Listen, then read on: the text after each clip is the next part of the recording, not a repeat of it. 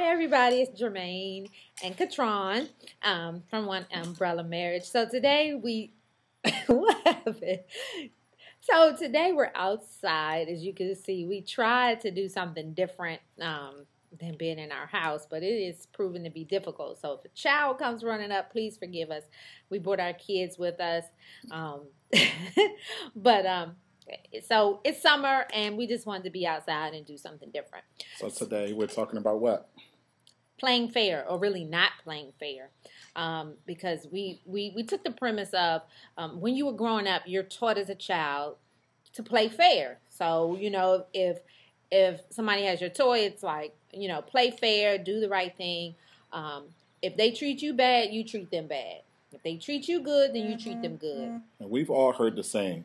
Like when your parents send you outside, we've all heard the sayings. Hey, somebody touch you, you hit them back. If somebody or your parents told you the opposite, hey, go make friends with Sally, go be friends with John, play ball with them, be nice now, don't you interrupt. But what happened when we got married? We took those same principles into our marriages. And so now if your spouse is treating you bad, you do what? You treat them bad. If they're treating you good, you kind of do what? Treat them good. Right. So we're here to talk about that today and go over a couple of notes that we have and things that we want to discuss about the matter.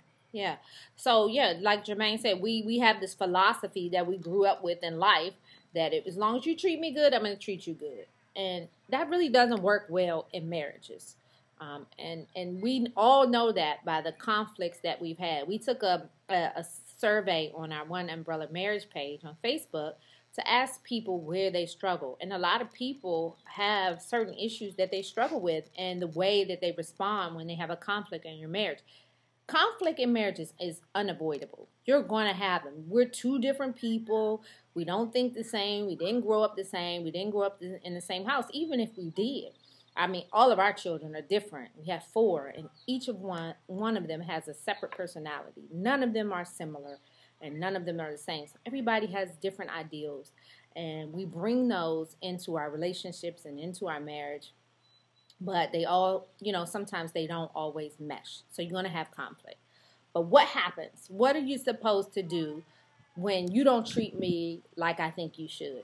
Or, I get angry, or I've had a bad day, or something happened at work and it disturbed me, and I come home frustrated, and then I snap at you. And then what happens then is, and I snap, and then you snap back. Yes. So what happens is we end up in a screaming match. And so then the relationship takes a bad turn. Yes. Yeah. So most marriages operate like this. Most marriages operate is you get mad, I'm going to get mad too. You give me the silent treatment, I'm going to give it right back. If you yell at me, I'm going to yell at you. And we don't get anywhere. And so that's why we have a big problem. So some of the things that we want to point out that a lot of us are doing wrong in the marriage. Why don't you tell them? Well, we want to exchange that frustration with something different. So sure, your mate's going to have a bad day at work and might bring that negative energy home, or just had a bad day in traffic and might bring that negative energy home, but it doesn't have to be matched with your negative energy. You could go and now treat that person with a forgiveness or a kindness that the relationship kind of deserves. And when the relationship gets that back in return, it grows the relationship. The person knows that your spouse now know that you're a person that cares about the relationship, and you give the person what the relationship deserves versus what you think that they deserve back from what we were basically taught from childhood. Yeah, and I think some examples, I want to point out some examples of negative ways that we respond in relationships, because a lot of us don't know. A lot of us think that, it's just who I am, or it's how I was raised, or this is what my parents did, or what have you. But some negative examples are name calling. It's horrible to do in relationships. It's hard to recover from. Yeah. If you call a person out their name, it's kind of hard to recover from. So. And especially for men, I think women do a good job sometimes of belittling men, and we kind of know ways buttons to push. Yeah, exactly. And so we can't call each other out of their names. So that's one negative, interrupting while we're fussing. It's horrible. Me and Jermaine are both guilty of it.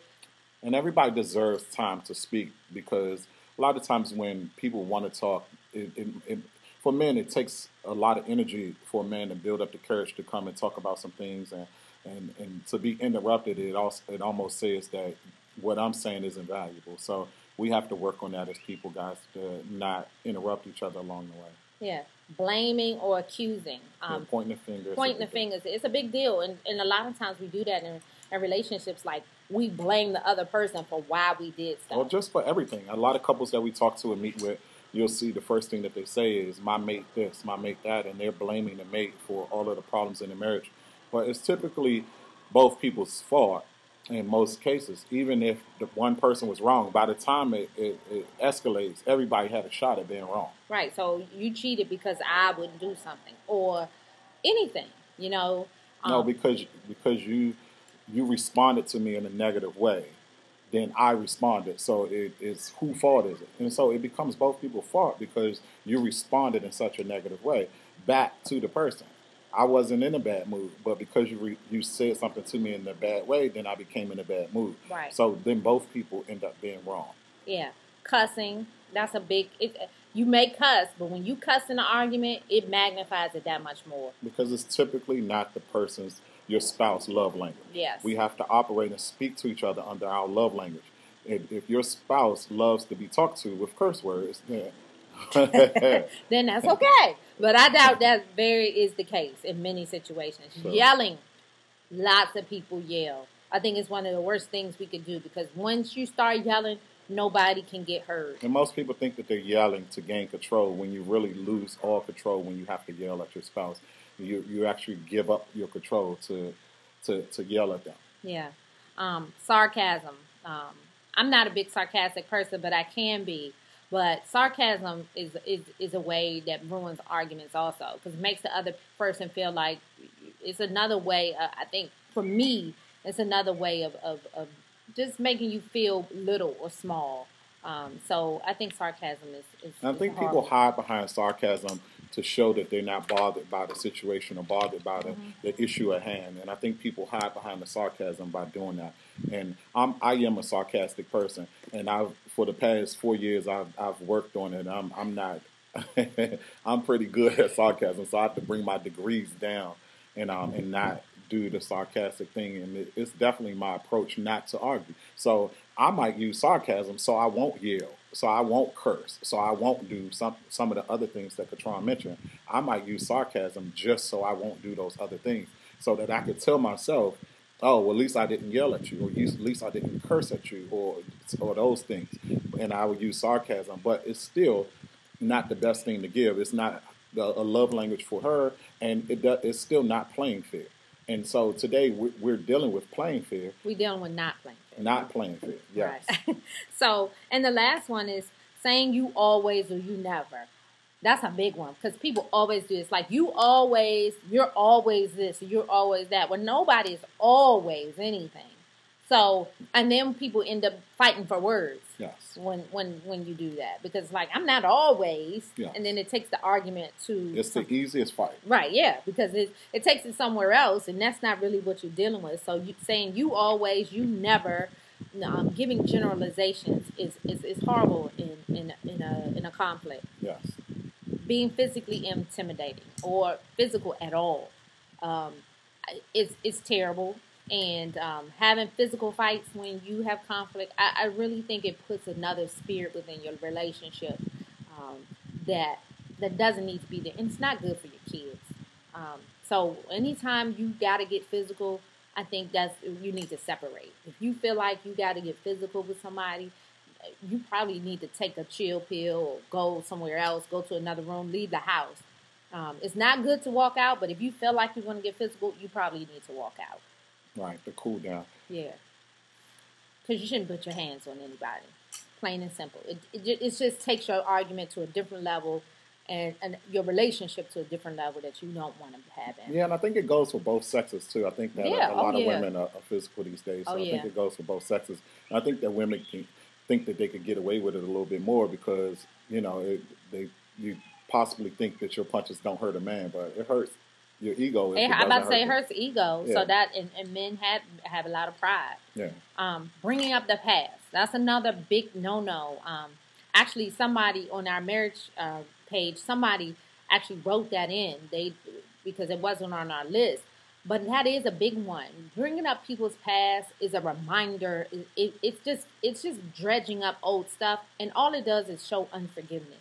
Once you've forgiven somebody for something, let it go. Deal with the issue at hand. Because when you bring up old stuff and keep reminding people of old things, it lets them know that they're never going to outlive something that they did before. All right. And so in turn, it comes right back to the same thing of not playing fair. Yeah. Yeah. And then the last thing, and then plenty more, but just on our list is walking out. Walking out never solves anything. It just never does. When you walk out of the room or say you're leaving, it is a cop-out to me. To me, it's not really dealing with the issue. It's a cop-out.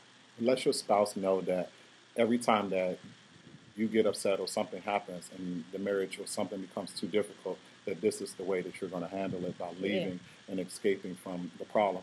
And in 2017, I realized that it's probably a big problem for most of us when, as a deal to say, you know, hey, well, this is how I gain my control or I gain my thing back. And all of the things that we mentioned here is different things that people use to gain control or gain leverage of the argument or the disagreement that's being had at home.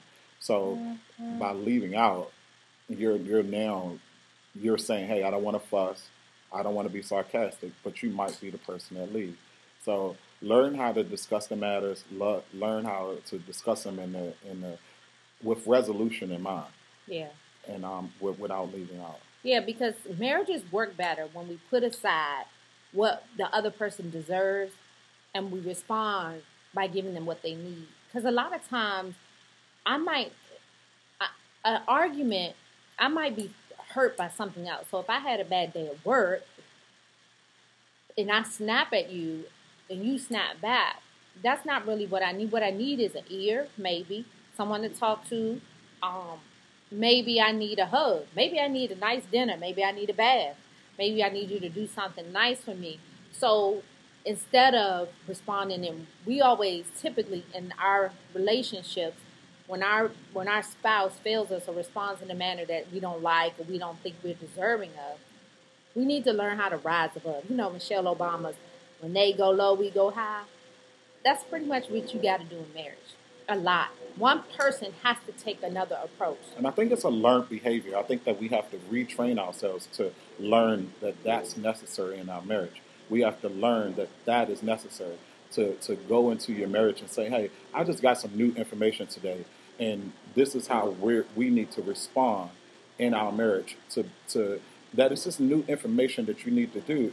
And I know it's not typical, and I know it's like, well, if they say something wrong to me, I'm going to say it back. That's just how it goes. I'm not going to be disrespected. We have to learn something new. Right.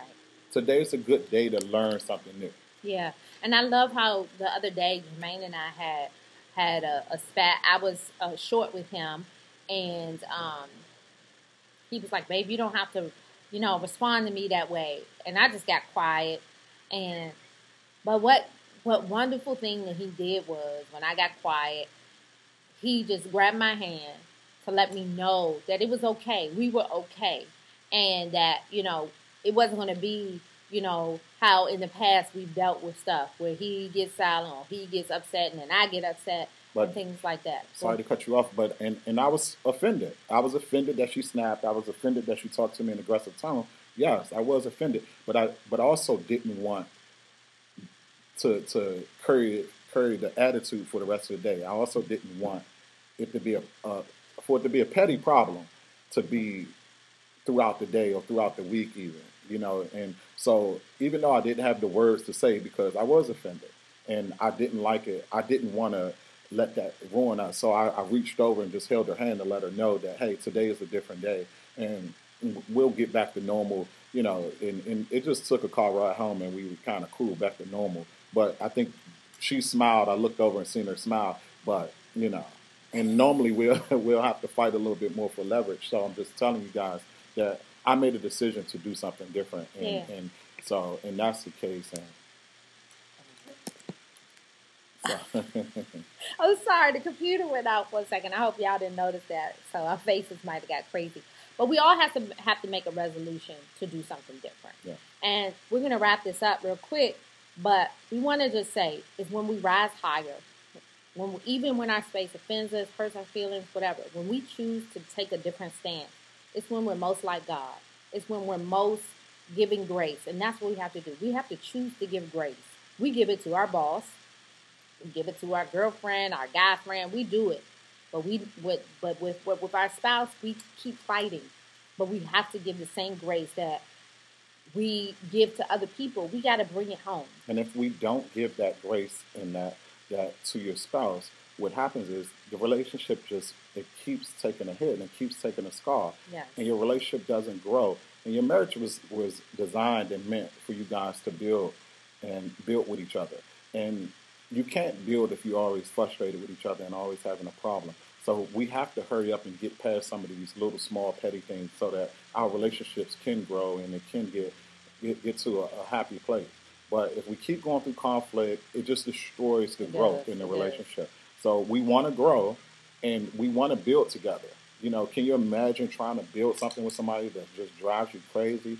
And no, so let's just get past it a little bit faster. It's probably you that need to get past it a little bit faster. Sure, your mate doesn't have to respond that way, but you also don't have to respond the way that you do either. So let's do a little bit better, guys. Yeah, so trust us that your marriage will grow in a more safe and loving manner because conflicts are going to happen.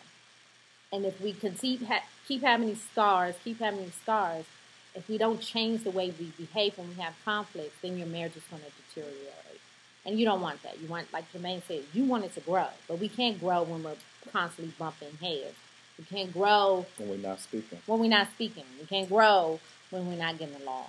Most of us in a lot of relationships and people that we talk to, most of the time, they're not getting along. But we want you to get along 90% of the time.